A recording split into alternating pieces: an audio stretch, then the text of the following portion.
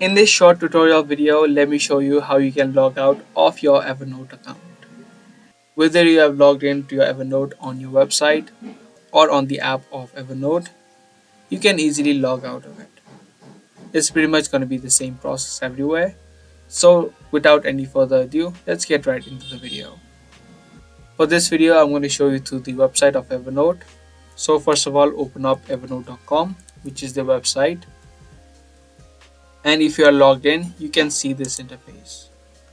Now to sign out or log out of your account, you can see your email address being displayed here. You just need to click on this arrow and you'll have an option of sign out and it says your email address.